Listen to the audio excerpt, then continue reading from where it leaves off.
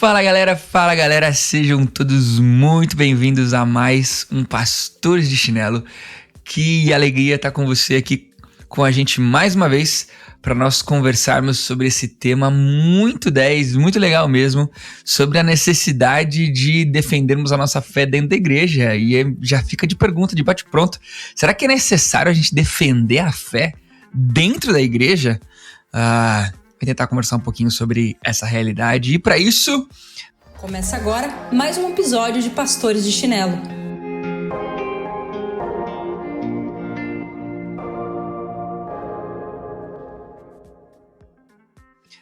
Temos a nossa bancada evangélica, não, brincando, evangélica não, né? A nossa bancada de Pastores de Chinelo aqui presentes, e para você que está ouvindo a gente pela primeira vez, eles vão se apresentar.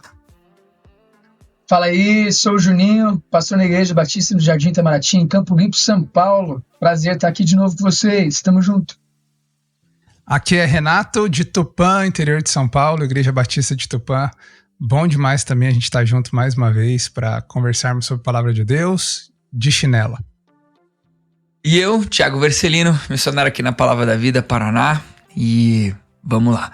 Se você está ouvindo a gente pela primeira vez, não deixe de ativar todas as metodologias ativas que tem na plataforma que você está ouvindo a gente para você ficar por dentro de todos os conteúdos que a gente vai lançar. E tem sido muito legal ter a gente aqui. Se for relevante para você esse conteúdo, eu quero te desafiar a espalhar com cada vez mais pessoas para chegar cada vez mais longe.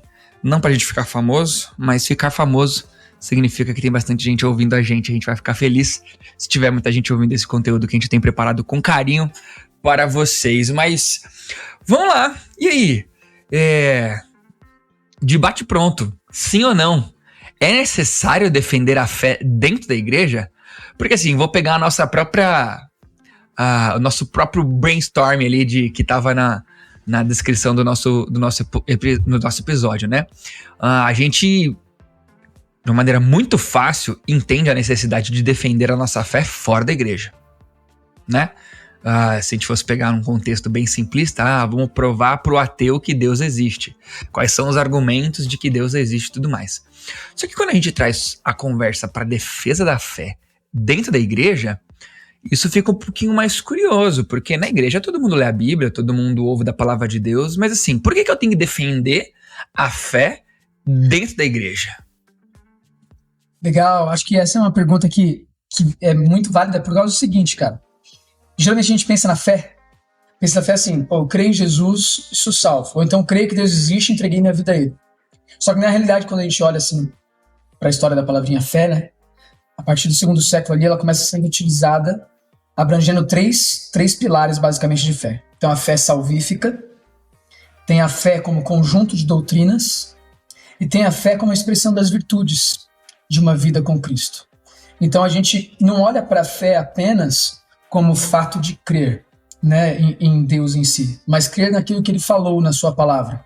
Então nós temos um conjunto de doutrinas a serem seguidos. O que seguimos das doutrinas é a nossa expressão de fé também, né, da palavra de Deus. E as características que temos de Cristo, elas também são evidências dessa fé. Então defender a fé é você defender o cristianismo por completo, né? Não apenas um aspecto dele, ou apenas provar para pessoas que Deus existe, não. É de fato mostrar a beleza do Evangelho através de tudo aquilo que nós conhecemos da palavra de Deus, né? Então eu começaria partindo por aí. A gente tem aquele texto clássico, né, de 1 Pedro 3,15, que estejam preparados para apresentar a razão da vossa esperança, né? Então acho que é muito legal a gente parar a pensar nisso. Como é que a gente vai estar preparado para apresentar a razão da vossa esperança, né, da nossa esperança? Então a gente precisa estar amparado na palavra nesse sentido. Usando o meu contexto um pouquinho de missionário, de acampamento e tudo mais, então, brincando aqui, se alguém vai lá na frente, faz uma pregação muito linda, mas essa pregação não falou de pecado de Jesus e cruz, e no final do culto ele vai lá e faz um apelo de salvação. É um contexto onde eu tenho que defender a minha fé? Peraí, ele está convidando as pessoas para serem salvas de quê? Se ele não falou do plano da salvação? Seria ali um início do nosso papo? Seria possivelmente o início do nosso papo, né? Ou até mesmo uma pessoa que prega usando um versículo da Bíblia, mas não fala nada do que o versículo diz, fala sobre várias outras coisas, menos aquilo que a Bíblia está falando. Então, por exemplo, vamos pegar lá, vocês foram criados para serem cabeça, não cauda. Deus te criou para experimentar do bom, do melhor. Peraí, mas é isso que a Bíblia diz, de fato? É sobre isso que o texto está falando? Então, esse tipo de defesa da fé é muito importante, defesa da verdadeira doutrina, né? Porque aí as pessoas elas não ficam perdidas em ideias de pastores, mas de fato elas voltam para a palavra. Eu acho que é muito legal ver até na cabeça agora aquele momento em que Martim Lutero está sendo julgado e aí fala, cara, nega tudo que você está falando, senão você vai ser expulso da igreja. Ele fala assim, a não ser que vocês me provem pelas escrituras que eu estou errado, eu não vou mudar as minhas palavras. Então acho que essa é a ideia da defesa da fé, né? É uma luta que nós temos para defender a palavra como ela é e não necessariamente aquilo que nós estamos acostumados a ouvir, né? Eu penso que é legal a discussão, Thiago, porque Paulo vai dizer para Tito, no contexto da carta a Tito, Paulo está sugerindo ali que Tito, na verdade está ordenando que Tito coloque em ordem as igrejas espalhadas ali na ilha de Creta. E sim, Paulo chama aqueles que vão receber a carta a entenderem a piedade, a andar com Jesus, mas na hora de botar a casa em ordem, capítulo 2, versículo 1, ele diz, você, porém, fale o que está de acordo com a sã doutrina. Os discípulos de Jesus, o próprio Cristo entendia que essa fé que nós professamos, ela vai se basear num conjunto de pensamentos, de doutrinas, de princípios.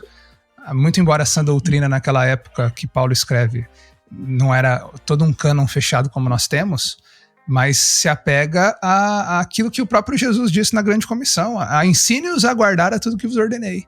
Uma vez que a igreja ela aprende sobre a vida em Cristo, ela precisa aprender o conjunto de doutrinas, de ordens estabelecidas pela palavra por Cristo, para que ela glorifique a Cristo onde ela está, porque senão ela vira uma aberração, né? Ela vira um famoso ornitorrinco, um mamífero que bota ovo. Eu tenho Jesus, mas é um monstro que tem cabeça de mulher, corpo de serpente. O que vocês estão propondo para nós, né?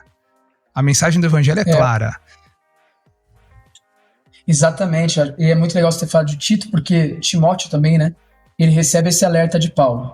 Quanto a você, porém, permaneça nas coisas que aprendeu e das quais você tem convicção, pois você sabe de quem aprendeu. Ele fala das Sagradas Escrituras, né? Ali em 2 Timóteo capítulo 3, versículo 14, e ele apresenta a Bíblia. Então, assim, se mantém firme nisso, né? Lembre do que você aprendeu, não seja levado por outras ideias. E hoje o que nós vemos muito dentro das igrejas é isso, as pessoas estão sendo levadas por ideias, por movimentos, por modas, né?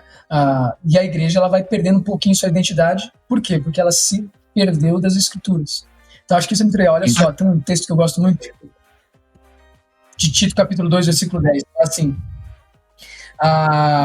mostrem que são inteiramente dignos de confiança, para que assim tornem atraente em tudo o ensino de Deus, o nosso Salvador.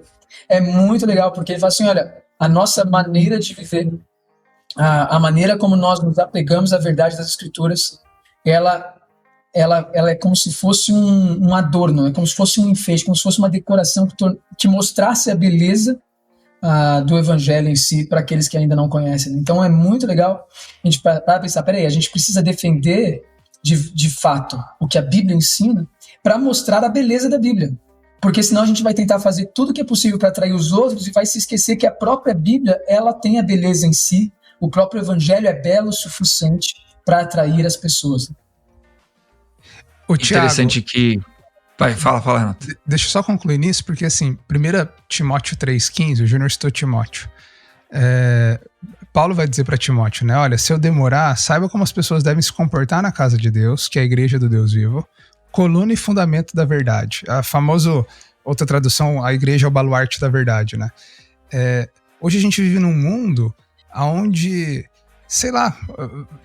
Nós precisamos estar em Jesus e as nossas maneiras, a nossa vida não importa. Vamos lá, o importante é ganhar a vida para Jesus, o importante é que a igreja cresça, que a gente tenha pessoas dentro da igreja, que possamos encher estádios, as pessoas gritando Jesus é legal, mas há uma desconexão em muito do que a gente vê hoje do evangelho proposto, com, de fato, essa preocupação e interesse em sermos como igreja esse baluarte da verdade, esse alicerce seguro que apresenta Cristo e o seu estilo de vida pela doutrina cristã, né? Acho que vai super de encontro a isso que você disse, que talvez na igreja a gente atualmente está preocupado com tanta coisa. Você disse aí crescimento, né? A gente podia falar em outros exemplos como a comunhão, né? O estilo de adoração, a maneira como os ministérios, a organização da igreja, né? Como os ministérios se desenvolvem e tudo mais. E é como se nós estivéssemos perseverando em várias áreas dentro da igreja, mas se a gente fosse pensar ali no início, no comecinho da igreja, né? Ainda que existe o entendimento de que a igreja de Atos 2 não é a mesma igreja já de Timóteo e Tito, já é uma igreja diferente e tudo mais. Mas ele era interessante como uma das coisas que eles faziam era perseverar na doutrina dos apóstolos. Eles também perseveravam na doutrina, não só no partir do pão, não só na comunhão, não só nessas outras coisas, mas na doutrina também. Então, por isso que isso devia ser uma realidade pra gente, perseverar na doutrina, defender a doutrina, inclusive dentro da igreja. É uma das coisas também importantes dentro da igreja, cuidar da doutrina para os que estão dentro da igreja, né? Exatamente, cara. A gente vai para pensar, por exemplo, vamos pensar no encontro de jovens. A gente se preocupa um montão com o encontro de jovens, tem que ser um negócio dinâmico, tem que atrair pessoas para cá, os jovens têm que se sentir bem e tal. Vamos fazer esse evento, aquele outro evento. E se a gente não colocar a palavra de Deus, por exemplo, como centro de tudo isso que está acontecendo, e de fato estimular os jovens a estudar a Bíblia, por exemplo, a gente vai estar falhando. Porque o grande problema é que as pessoas não conhecem a palavra de Deus. E por não conhecerem a palavra de Deus, também não conhecem a Deus. Então vamos pensar aqui, por exemplo, assunto identidade de gênero, por exemplo. Vamos pensar nesse assunto. A gente quer defender a fé, proclamando e falando para o mundo e gritando para o mundo que é pecado, que não sei o quê, mas espera aí. Você sabe e interpreta a Bíblia de uma maneira que você entenda que a sua identidade ela é formada por quem te criou? Você já entendeu Gênesis 1 e 2, por exemplo, a criação do mundo? Você estuda a palavra, você tem o conhecimento da palavra para poder apresentar a verdade do Evangelho, que é bela, mostrando que nós fomos criados de maneira perfeita, que Deus ele nos dá uma oportunidade de viver uma vida maravilhosa juntos, ou uma vida maravilhosa perto dele, ao invés de simplesmente gritar para as pessoas isso ou aquilo. Então, quando a gente fala sobre defesa da fé dentro da igreja, a gente está falando sobre a importância das pessoas entenderem a necessidade de conhecer a Deus através das Escrituras, e que o que está escrito na Bíblia, é muito bonito. Tem muita coisa que a gente olha e fala assim, cara, não é possível que eu nunca prestei atenção nisso, né? Então, é muito legal a gente parar para pensar nessa questão, acho. Questões muito importantes, né? O Júnior, eu tava aqui fazendo passando um scanner na Bíblia mental aqui, principalmente no Novo Testamento, mas me ajudem aí, tá? Tô super aberto, tô super no improviso aqui, não tenho nada anotado, tá bom? Tô fazendo um scanner aqui que eu acabei de pensar. A gente olha pro Novo Testamento, quando alguém é desafiado a cuidar da doutrina, esse desafio, ele é para dentro da igreja, porque são cartas que foram escritas às igrejas, de coisas que poderiam estar entrando nessas igrejas, e não, na verdade, uma defesa de fé no sentido de provar para os de fora o contrário. Vocês conseguem lembrar alguma coisa assim? Porque eu tô vendo aqui em Gálatas, o gnosticismo, lá para os irmãos em 1 João, os falsos profetas e tudo mais. Eu tô pensando aqui em coisas que estavam entrando na igreja e que era necessário tomar esse cuidado. E não necessariamente com, olha, esteja pronto para defender a sua fé lá fora, sei lá, no Sinédrio, sei lá, onde quer que seja, mas tipo, de você estar pronto para provar o contrário para quem não crê naquela verdade. Mas assim, se preparar para lidar com as coisas erradas que podiam estar entrando dentro da igreja. Ouso dizer que a raiz de uma defesa de fé, ela deve ser encarada como uma raiz de proteção da sã doutrina, dentro de um contexto cristão, do que necessariamente de um evangelismo, de uma prova ao que não crê na verdade pra fora. Tô muito maluco? Eu concordo com você, viu, mano? Eu concordo com você, porque se a gente for partir do pressuposto bíblico, ele assume que Deus existe e ele em nenhum momento questiona isso aí. E se você for olhar o cerne do problema do coração humano, você vai ver que o coração humano ele é um coração religioso. Então você vê a adoração a todos os tipos de deuses criados, existentes, que a pessoa possa pensar. Porque o coração do homem ele é voltado para a adoração em algum sentido, né? O que a gente experimenta no nosso tempo de hoje é que essa adoração é uma adoração a si, é uma adoração ao próprio eu, né? Mas no fringir dos ovos, o coração ele é religioso, ele sempre está voltado para uma adoração, né? E quando a gente olha para a Bíblia, a gente está vendo a preocupação da palavra de Deus em apresentar o único Deus diante de todas essas distorções que existem. Antigo Testamento em especial. A apresentação do único Deus diante de todos os outros deuses bélicos que foram criados por todos os outros povos, né? No Novo Testamento a gente vê apresentando essa luta pela sã doutrina, porque muitos falsos mestres estão se levantando, são judaizantes, são os gnósticos, como você falou. Então nós temos vários tipos de ataques dentro da igreja, e a palavra de Deus sendo essa preservada, né, através da luta pelo evangelho dos próprios discípulos. Então nós vemos isso em tudo isso, né, em toda essa questão. A gente vê um pouquinho de Paulo, aí eu não lembro muito bem a passagem, mas é uma passagem clássica, né, que ele chega lá para o Deus desconhecido dos gregos, né, e fala assim, olha, o Deus desconhecido aqui é o Deus que eu vou apresentar para vocês, Atos alguma coisa, né. Então ele apresenta ali o único Deus. Então é uma das grandes... Atos 17, é uma das grandes sacadas apresentando, olha, esse Deus que vocês estão adorando, que vocês não sabem o que esse é o Deus que eu estou anunciando para vocês, é o verdadeiro Deus, é o Criador de tudo. Então ele apresenta uma defesa do único Deus diante de todos os outros que eles adoravam. Mas em suma, o Novo Testamento ele é uma defesa da fé constante, inclusive para a maneira como se vive na santidade, para a maneira como se vive na pureza, na maneira como se vive diante de todas as questões sociais da época. Então é muito legal você ver que a Bíblia ela está sempre como base para essa nova vida ser vivida por todos os cristãos e aqueles que conhecem a Deus, né? Cara, deixa eu trocar isso em miúdos, assim, me veio uma figura na cabeça, por favor, se apeguem ao que eu quero dizer.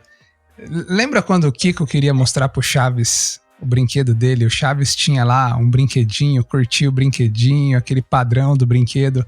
Aí o Kiko chegava com um brinquedo muito mais da hora e se exibia pro Chaves, assim. Ambulância besta! Aí o Chaves ficava todo frustrado e tal. Enquanto o Chaves só tinha um barquinho de papel, aquela era a referência dele de alegria, satisfação e padrão. Quando o Kiko chega com um navio todo bonitinho, todo detalhado, aquilo apresenta para o Chaves um outro padrão, uma outra conduta, que torna o padrão e conduta dele aquém.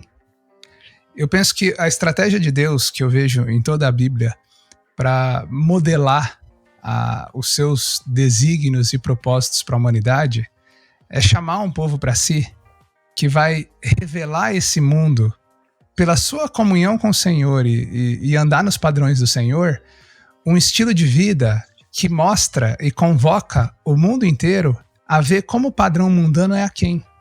Eu penso que Deus, quando chama Abraão, ele quer dizer isso. Abraão, eu vou fazer de você um povo distinto, um povo singular. Quando Deus chama Moisés, a minha lei vai fazer de você um povo diferenciado, um povo que aponte a minha glória para as outras nações. Quando Deus chama a igreja é aquela que vive no reino de luz, para apontar para as trevas. Então, eu penso que o desejo de Deus em toda a Bíblia, e para nós hoje, é que pela nossa...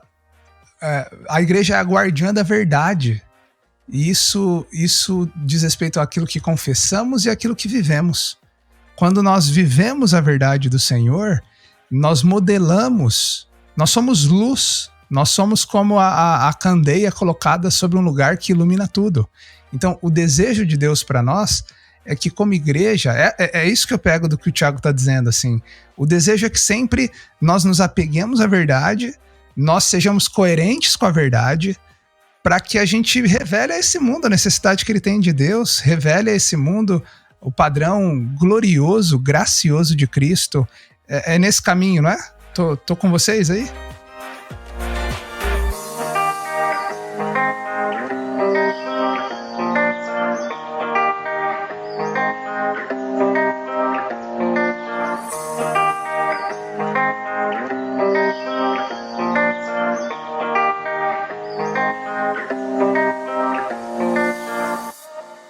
Eu entendo que sim, perfeitamente. Eu queria tentar fazer uma divisão aqui, até pra gente aplicar um pouquinho isso que o Renato acabou de dizer, e usar aí também a experiência do Júnior. Pra quem não sabe, pessoal, o Júnior tem dado aula de apologética, né, Júnior? De defesa de fé. Então, a gente tá com alguém com a cabeça bem, bem fresca nessa empreitada aqui hoje no podcast. Mas eu queria tentar destrinchar isso de uma maneira um pouquinho mais prática e aplicativa, bem disso que o Renato acabou de dizer mesmo. E para isso eu vou tentar separar em pelo menos 3 áreas e a gente tentar levantar alguns temas e tentar mexer com eles um pouquinho. Vou tentar trabalhar num elemento mais de doutrina, um elemento mais de prática da palavra de Deus e talvez um ambiente de santidade, de pecado. Se a gente pudesse levantar alguns temas que a gente vê que é necessário a defesa da fé e como a gente vê o que está acontecendo muitas vezes nas igrejas de ruim, como a gente defende isso, né? E a gente já joga num outro tema, de uma maneira bem bate-pronta. Eu vou puxar tá bom? Para a gente conversar aqui, como seria, por exemplo, o liberalismo teológico dentro da igreja. Uma questão de doutrina mesmo, né? Que lida com Deus, ele é só amor, e que o mal sempre perde, o amor sempre vence, no final vai dar tudo certo. Um problema doutrinário. Como a gente vê, biblicamente, que Deus, ele é justo e abrir mão da sua justiça faria dele um Deus injusto, né? O amor sempre vence porque Jesus venceu na cruz, mas esse amor, ao mesmo tempo que ele vence, esse amor também condena aqueles que não estão junto com esse amor. Usando esse meu exemplo, o que vocês veem? Se a gente pudesse separar um pouquinho, Thiago, penso que de doutrina, penso que de prática, penso que de vida de santidade poderia surgir esses temas. Acho que são coisas que estão mais atuais na igreja, no dia a dia. A gente pudesse dar uma levantada de bola para até transformar o nosso papo em algo mais palpável para a galera que está ouvindo a gente.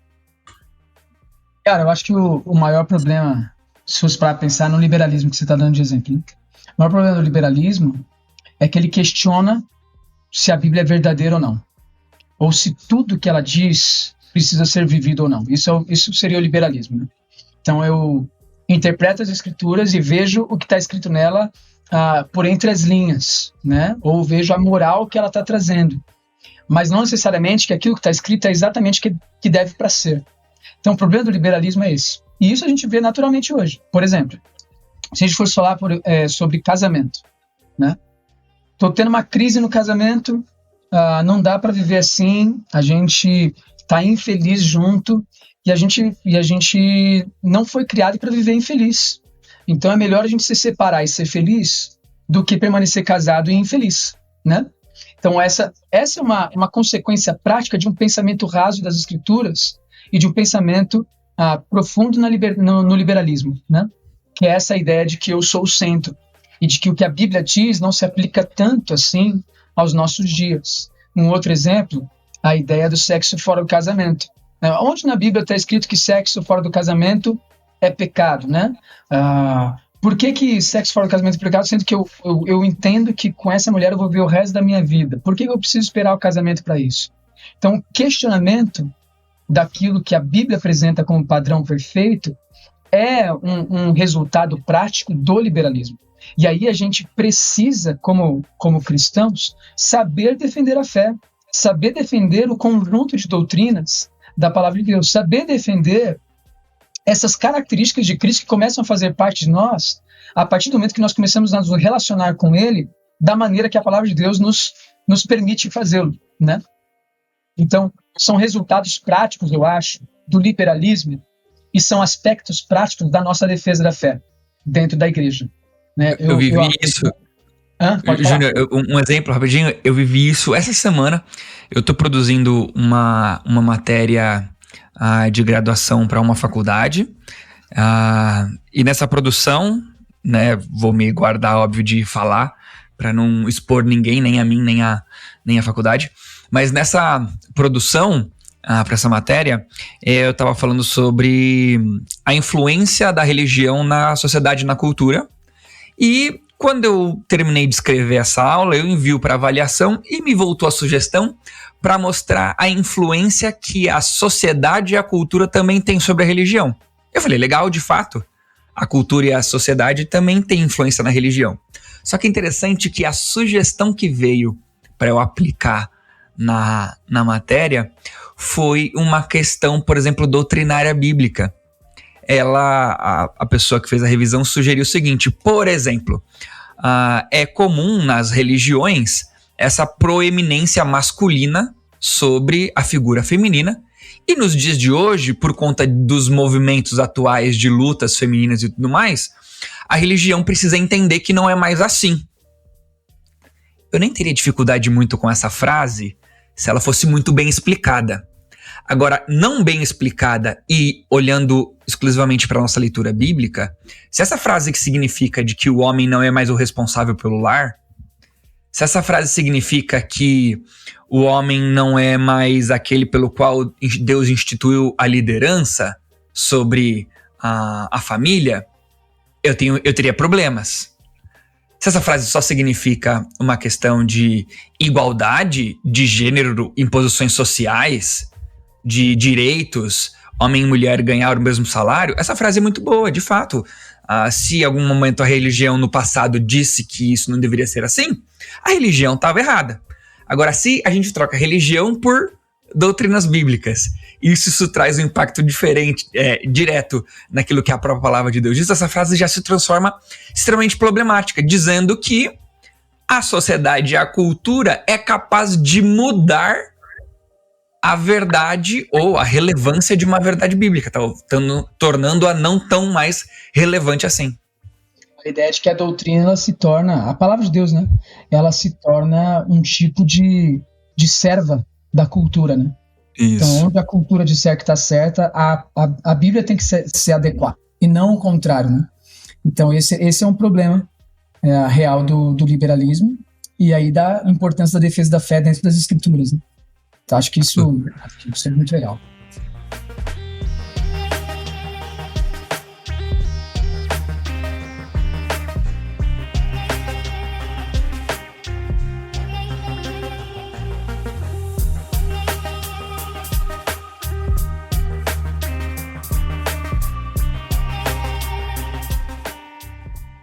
Nato, outro exemplo aí que você tá guardando aí.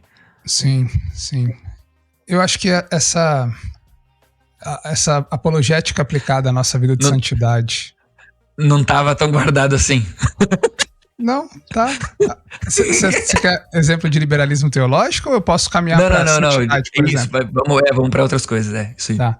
Eu penso, por exemplo, na área da santidade. Nós precisamos tomar cuidado com isso também. A igreja ela é muito pronta em defender e ressaltar que a homossexualidade é pecaminosa. Ok, cremos nisso. O liberalismo teológico talvez vá dizer que não, mas nós acreditamos que existem verdades que são absolutas da palavra de Deus, que elas são imutáveis em relação à cultura. Existem questões que são culturais na Bíblia, por exemplo, o uso do véu. Existem questões que são teológicas imutáveis, por exemplo, a sexualidade humana. E aí, beleza, a maioria daqueles que nos escutam aqui, imagino que vem de contextos mais conservadores e talvez vão dizer, não, homossexualidade é pecado. Mas defender a fé também é lidar com ser coerente naquilo que a gente professa e afirma. Então, há quem diga que a homossexualidade é pecado. Aí você vê a igreja se levantando ferrenhamente contra isso, e quando você vai ver, os casaizinhos de namorado da igreja estão tudo tendo relação sexual. E aí eu pergunto, por que a igreja ela é tão taxativa em falar que a homossexualidade é pecado, e ela não é tão taxativa em exortar e disciplinar esses casais que estão tendo relação sexual sem ter um vínculo matrimonial? Aí que eu acho que é o exercício da fé. Se você pensar que a homossexualidade ela é pecaminosa porque ela é uma deturpação do que é o sagrado de Deus para o matrimônio, a fornicação, que é o sexo fora dos limites do casamento, também é uma deturpação do sagrado matrimônio. E é tão pecado quanto. E é por isso que nós precisamos ser coerentes naquilo que afirmamos. Nós precisamos lutar por santidade no namoro. O que é pornografia?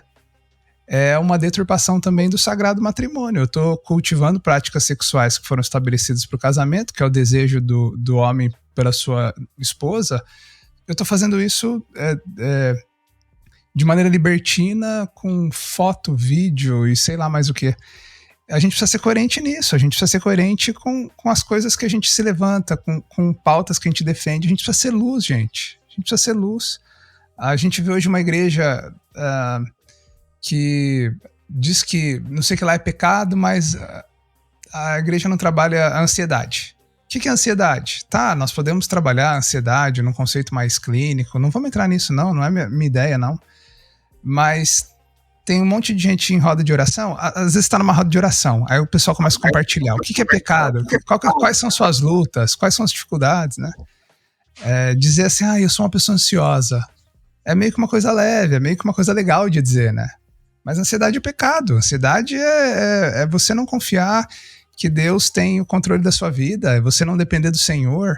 Então eu penso que na área da santidade também nós precisamos saber defender bem a fé. A igreja, se ela quer ser modelo para o mundo, ela precisa ser um modelo em como ela administra a sua saúde emocional, ela precisa ser modelo em como ela administra a santidade sexual, ela precisa ser modelo como ela administra suas tradições. A gente tem uma igreja que é legalista, que dá um valor desmedido à lei, às ordenanças, e acaba fazendo da ordenança um fim em si mesmo. Ao mesmo tempo que temos uma mesma igreja dentro de uma igreja legalista que também é libertina. Não, aqui não tem lei, aqui não tem regra, tudo é cultura, tudo é cultural. Se houve avanço científico, houve avanço moral na história, a igreja tem que se adaptar a isso. E a gente vive uma bagunça. E de novo, a ideia de sermos baluarte da verdade é nós sermos uma referência para esse mundo em todas essas áreas. Seja em combater o liberalismo teológico que está na academia, mas também o liberalismo teológico dentro de nós, né? Incrível como dá trabalho perseverar nessa doutrina, né? Dá trabalho defender a fé, porque exige estudo, existe dedicação no entendimento daquilo que está sendo estudado, exige dedicação na maneira de aplicar aquilo que está sendo estudado, e ainda exige dedicação na maneira de ensinar tudo que foi feito, e ainda acrescento que existe trabalho, né? Inclusive na maneira de pastorear aquilo que foi ensinado. Ver como volta, ver os narizes tortos, as caras feias, as discordâncias, né? E daí acho que nenhum de nós três tem o objetivo aqui de dizer que todas as nossas interpretações, todas as nossas maneiras de ler a Bíblia são 100% certas e desprovidas de qualquer erro, né? Óbvio que não. Mas assim, existem verdades muito claras nas escrituras e que a gente tem que ser capaz de lidar com elas, só que dá muito trabalho. É muito mais fácil pegar alguns sistemas e viver de acordo com esses sistemas, porque são caixinhas prontas, já são pré-orientadas, né? Então vamos lá, não, agora todo mundo tá dizendo isso, então beleza, vamos fazer do jeito que tá todo mundo dizendo. Não, agora o novo um novo movimento social tá advogando dessa causa aqui. Não, então vamos ceder, que é mais fácil ceder para essa causa que tá sendo... tem o irmão que tem um dinheiro lá na igreja e se a gente não ceder aquilo que aquele irmão que tem dinheiro lá, ele não vai dar mais o dízimo e a gente vai acabar caindo na arrecadação da igreja.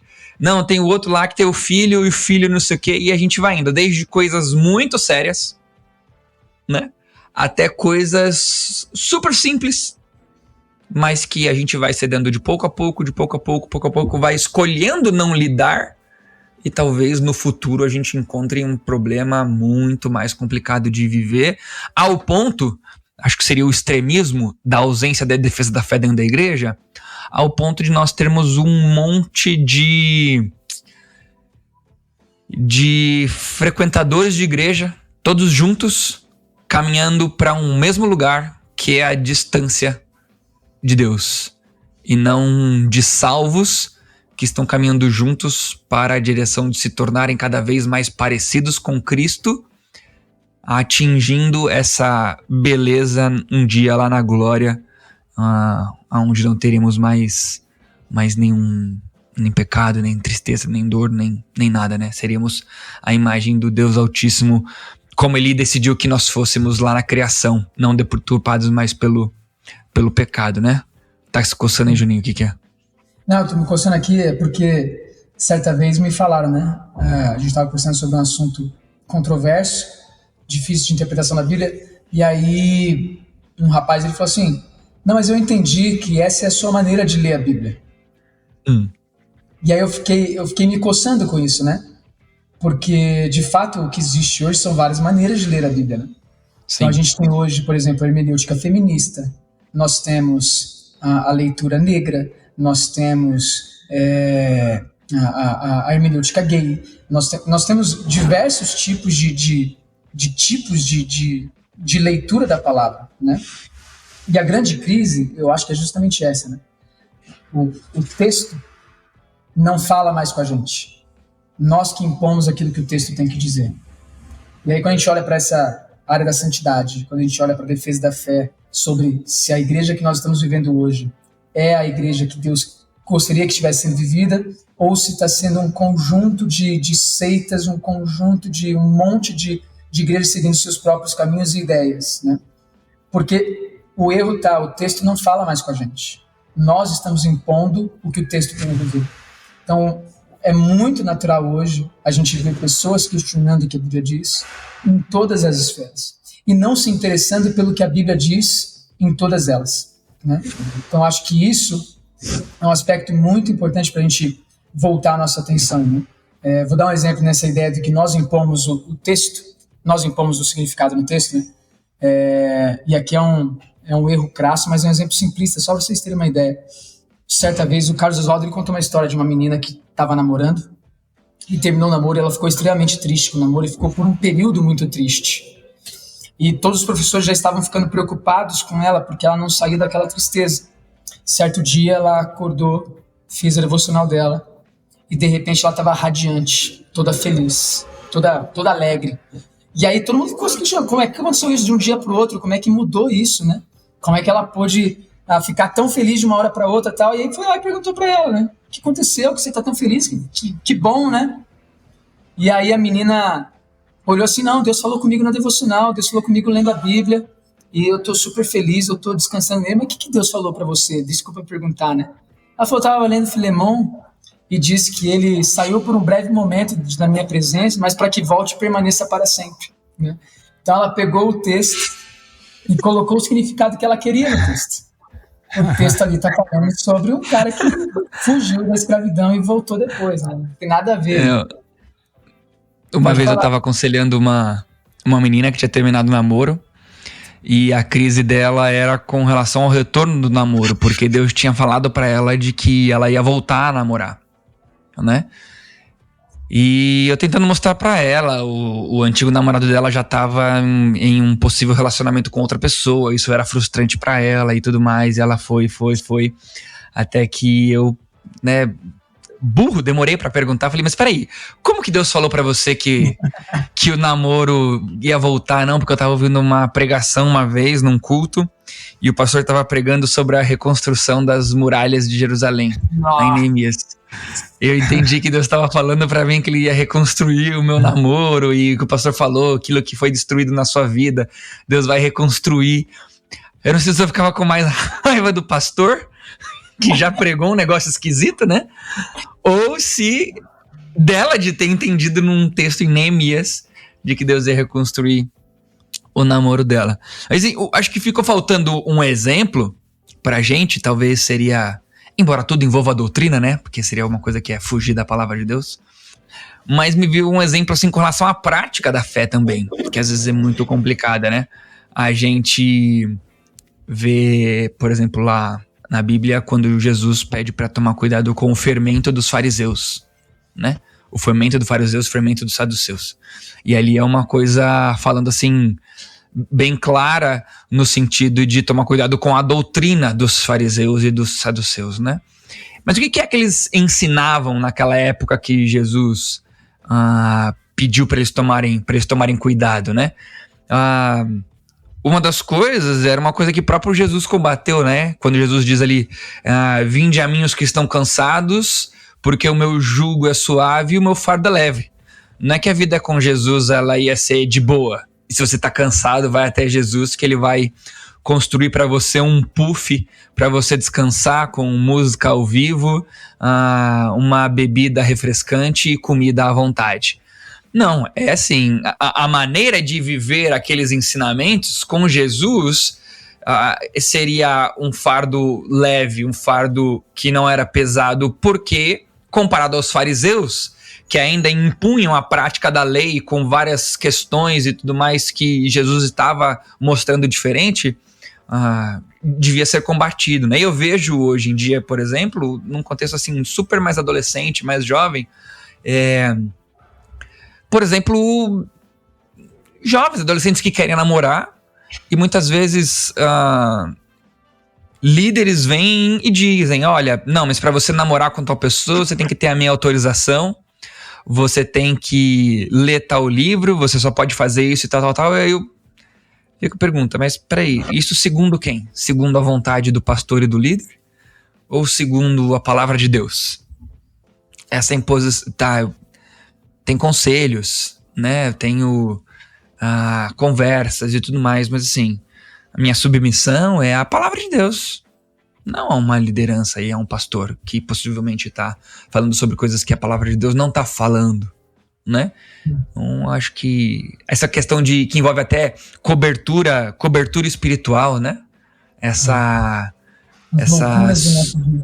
subjugação hierárquica dentro da igreja, onde você deve obedecer a um, obedecer a outro, são coisas que influenciam muito, inclusive essa defesa de fé dentro da igreja, né? Que conduz cristãos a praticarem um evangelho que não é o evangelho de verdade, a praticarem, né? Muda a minha palavra, evangelho não, mas a um cristianismo, praticarem uma vida cristã que não é uma vida cristã saudável de ser praticada, né? Sabe que eu acho que aqui a gente chega na essência da coisa, que tem uma frasezinha, não sei de quem, mas eu gosto dela, que diz que aquilo que rouba sua atenção rouba você.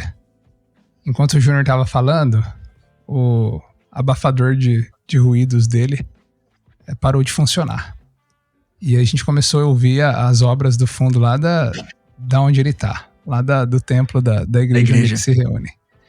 E isso me chamou atenção para algo, assim, que eu acho que tem a ver com o nosso papo, assim, que é o fato de que se a gente não se concentra na voz do Júnior e naquilo que ele tá falando, a gente tende a se desconcentrar pelos ruídos e ser levado pelos ruídos. Às vezes você é tão levado por esses ruídos que eu não prestei atenção no que o Júnior tá falando.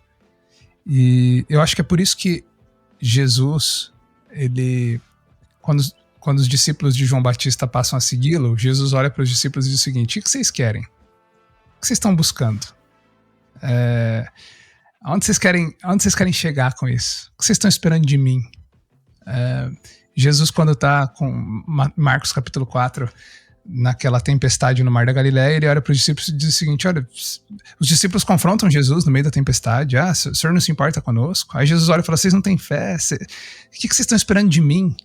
Eu penso que às vezes uma raiz assim dessa falta de coerência em nós é a gente querer buscar Deus prestando atenção nas nossas vontades, prestando atenção nos ruídos do nosso próprio coração. Uma vez que o desejo de Deus é que a gente preste atenção na sua voz, na sua palavra.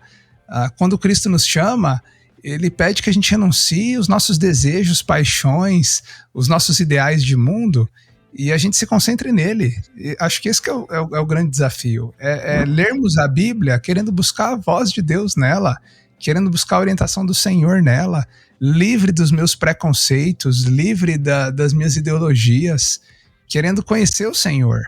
É livre dos meus desejos de ver a igreja crescer, é livre de ver os meus desejos da cultura serem harmonizados com a palavra. Essa pergunta é importante. O que você quer? Jesus quer que a gente se volte para Ele e passe a segui-lo, viver com Ele, se render a nossa vida a Ele, né? E eu penso que se caminharmos para esse lado, de fato a gente vai encontrar uma coerência teológica, nós vamos buscar a palavra de Deus como um abrigo seguro.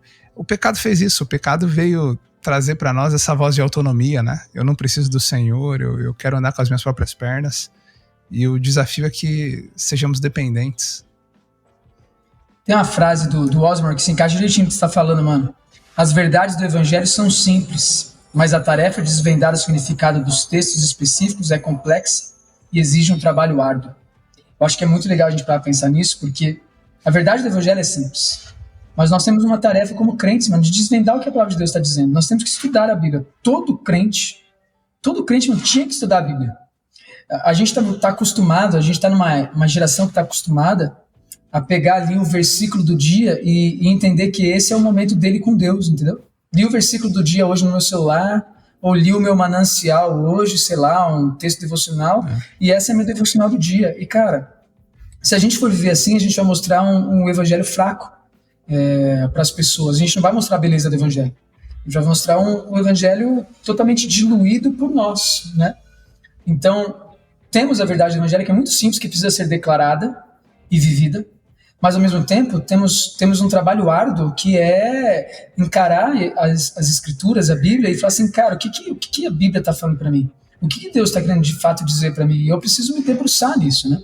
Então, como igreja, a gente precisa ser uma igreja mais estudiosa, né? Ao ponto de conseguir defender, inclusive, a beleza da doutrina de viver como igreja para pessoas que estão abandonando a igreja por pensar que a igreja não faz mais sentido para os nossos dias, né? Então, todos nós já experimentamos aqui alguém ou conhecemos alguém e sentimos falta de alguém que saiu da igreja porque entende que a igreja não faz mais sentido hoje em dia. Porque ou a igreja está errada, ou porque o evangelho não está na igreja. Né? Você pode viver com Jesus sem a igreja. E a gente precisaria mostrar a beleza do evangelho nesse sentido, da fé nesse sentido, apresentando o que a Bíblia diz sobre isso, né? Só que a gente não está estudando, a gente está se deixando levar por fora, né? Por aquilo que é exterior, né? Ou por uma regra que a gente segue, ou porque tocamos no louvor, ou porque servimos em algum ministério, ou porque lemos o versículo do dia e achamos que isso é suficiente.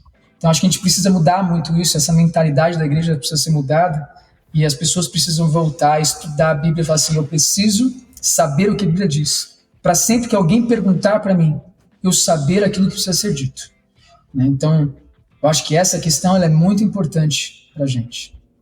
A gente parece que vira e mexe em episódios de Pastores de Chinelo, a gente termina com o incentivo de ler e estudar a Bíblia, né? Mas a gente devia fazer isso todo... a gente devia fazer isso todo episódio mesmo. A própria Bíblia vai dizer, né, que a gente peca porque a gente não conhece. A gente erra porque a gente não conhece quem escreveu tudo aquilo que a gente precisa pra gente poder viver, né? Afinal, é no conhecimento de Cristo que nós temos tudo aquilo que precisamos para a vida e para a piedade, vai dizer lá em Pedro, né? Galera, por mim, eu acho que esse foi mais um Pastor de Chinelo. Muito obrigado por você que caminhou com a gente até aqui. Se foi relevante para você, compartilhe cada vez mais gente. E lembre, Às vezes defender a fé dentro da igreja se torna um passo mais importante até do que defender ela fora da igreja. Um abraço e até o próximo. Valeu!